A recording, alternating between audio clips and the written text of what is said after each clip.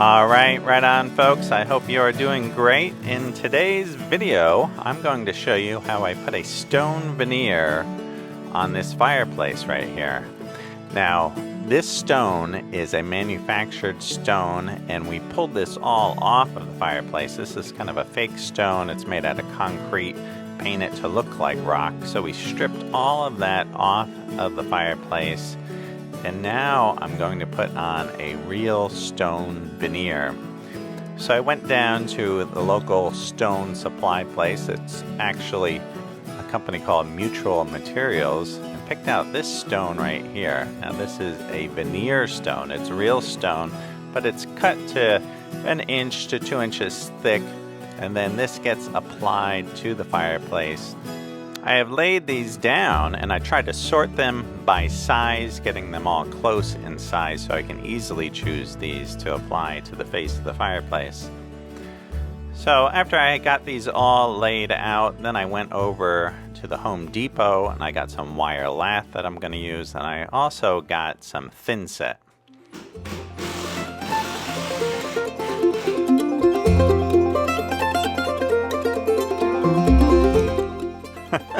This music makes me feel like Roy Underhill is going to jump out of the woods with his toolbox. Alright, now one of the first things I need to do is to put some wire lath on the underside of this fireplace. That is wood under the hearth, so I need something to adhere the stone to, so I'm using some wire lath. I'm nailing this on right here with some horseshoe nails. And then I will apply some thin set to this and make a scratch coat, and then I will easily be able to adhere the stones to that. Here's a little form I made to hold up the stones, and you saw that little metal plate I took off, so that is the same size as that metal plate. Here I'm just trimming back some of the wood so the stone can go right to the floor. Alright, and hence the puzzle begins. Now I'm going to start with these corner pieces, these 90-degree pieces. Now all the sides that will be touching the wall, I know that brick is 3.5 inches deep, so I'm cutting these 3.5 to 4 inches deep. And you want to start with these corner pieces because these will kind of dictate, the stone that goes next to each of these. So this is a good starting point to cut all these and stack these up on the corners and see how the layout is going to go for the rest of the stone. So I'm cutting these on the tile saw, and sometimes I have to use the angle grinder with a tile or brick blade in it, a diamond blade, and that just works great. This tile saw, I rented for a weekend and just worked awesome. Alright, so here I'm starting to lay out a pattern, cutting these to size. And I'll start putting some thin set on these and throwing these up on the fireplace. But first, I have to mix some thin set. Now, I am using a stone veneer thin set.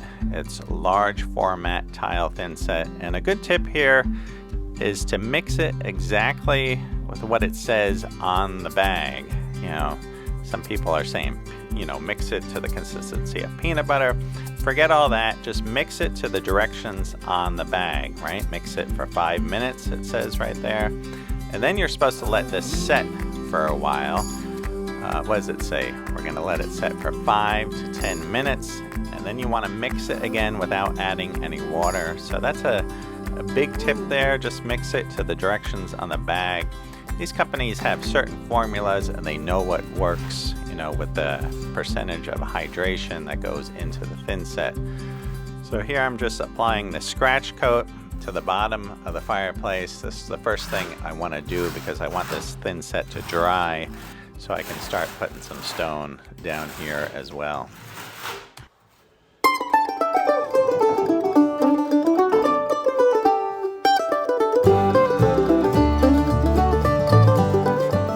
Right here I am misting down all the brick with a water bottle, and it's good to mist that all down so you get some good adhesion. You don't want the brick sucking all the moisture out of the thin set.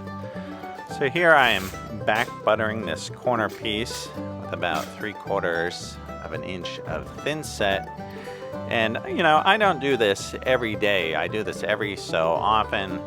and you get into a rhythm. So it's good to be patient with yourself the first few times and figure out what thickness of thin set you need. You see there, I popped it back off the wall, and I want to check what kind of adhesion I'm getting. I want at least 90 to 100% adhesion. So it's good every once in a while to pull one off and just to check and make sure these are going to stick really well. Sometimes you pop it off and you see you only got 50% adhesion. You got to put some more thin set on there.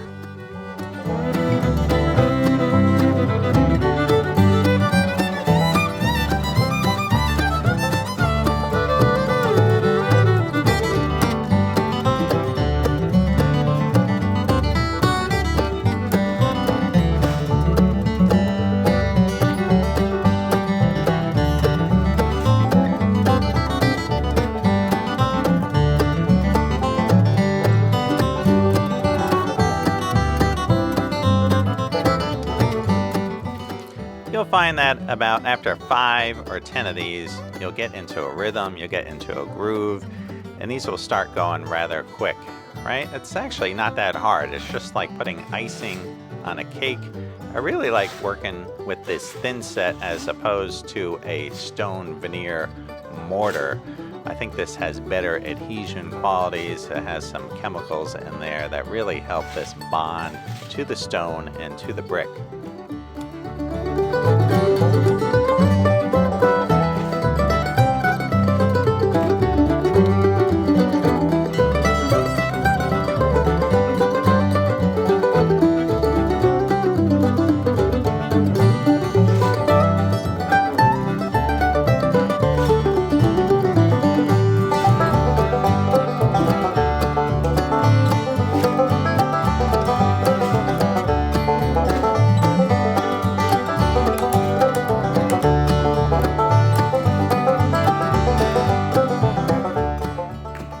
Now in this video today, I'm going to show you step by step the whole way through.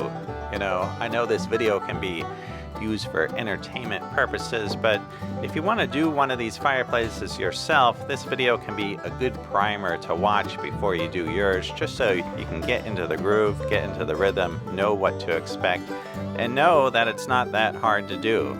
It's some labor mixing and moving the rock around, but it's really not that hard of a job, and you can build your own fireplace with no problem.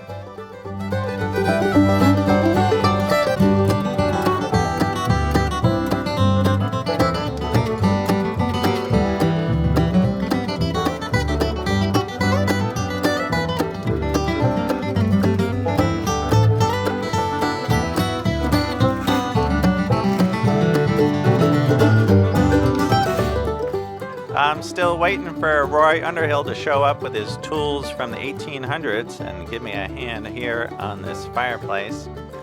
Just wanted to say, see these little PVC blocks that I have? Now I ripped these on the table saw and then I cut them on the chop saw.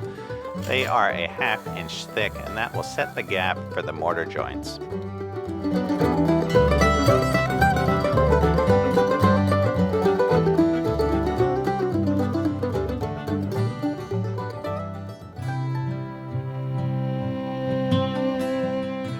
All right, that's enough work for one day. The moose is telling me it's time to retire for the evening.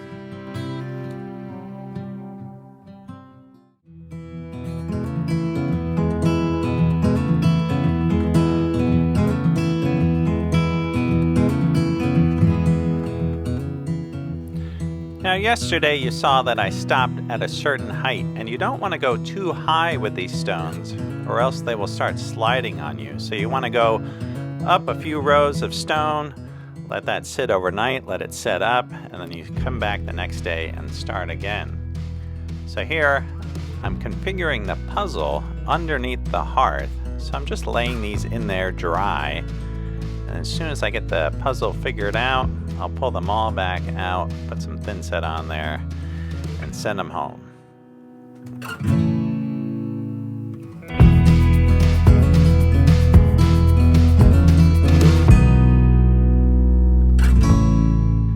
Now, a big tip that I can't stress enough is that when you're laying this stone, you want it to look structural. Even though this is a veneer stone, you don't want to stack any joints. You want to make sure that this looks structural.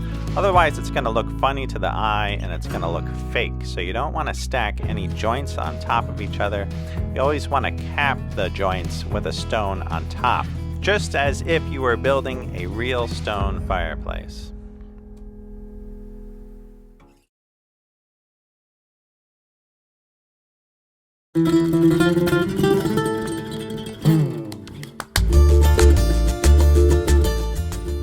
Alright, top of the morning to you. Time to grab a cup of coffee and mix up a fresh bag of thin set. Now I should say that I like to mix a whole bag at one time. I don't like to split a bag. I mix the whole bag, and that kind of dictates my work for the day sometimes, right? However long a bag of thin set lasts. You don't want to mix a new bag at the end of the day and then waste all that thin set. So I mix a whole bag, I use it, and usually that fills up a whole day of work.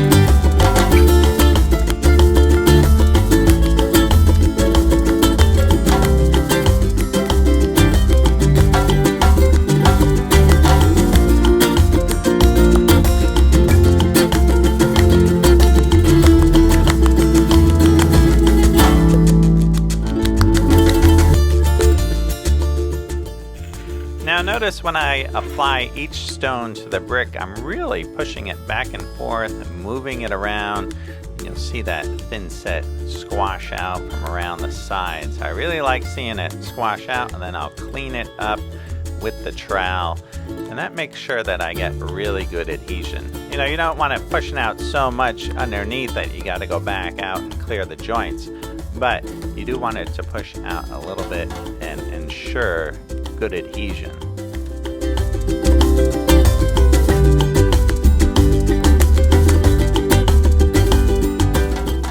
Now you can lay out a whole pattern for the fireplace ahead of time, but I kind of like to do it as I go. I definitely lay it out first with those corner pieces, but then I just let it unfold as I go, and I think it just came out amazing. Alright, the bear is giving me the signal that it's time to go to bed, and I'll see you in the morning.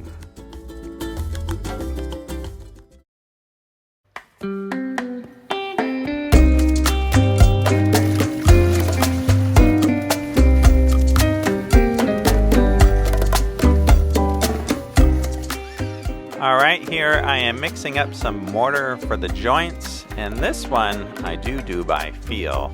Now I want this to be a little bit thin because I'm going to put this into a mortar bag. So I want it to be thin enough that I can squeeze it through the mortar bag. See, I needed a little bit more water. Put a tiny bit of water each time you need to make it a little bit thinner. Too much and you can spoil the whole batch. Here's this Marshalltown grout bag that I have. And you slide this metal tip into the tip of this, and this bag just works great.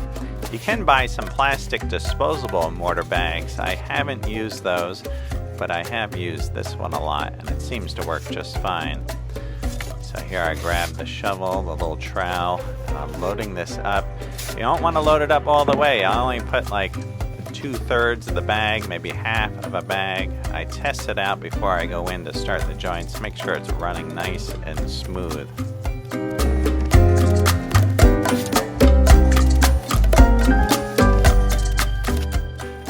Alright, how good are your cake decorating skills? You can see there, I have the bag rolled up. I'm holding that with one hand, and then I'm squeezing kind of close to the tip with my left hand, and it flows into these joints nice and easily. After I fill up these joints, I do come back. I didn't show it in this video, but I do come back and I push it into those joints with my thumb and my finger, and I kind of smooth them all out. Alright, here I'm putting a little bit of black paint because when I put that metal piece back in there, I don't want to see that brick there, so I'm putting in some black paint, and that should make that look really nice. I had to modify this metal cover plate, so it was a little process of drill and tap and cut, so I could put this back in 3 pieces and assemble it with some screws.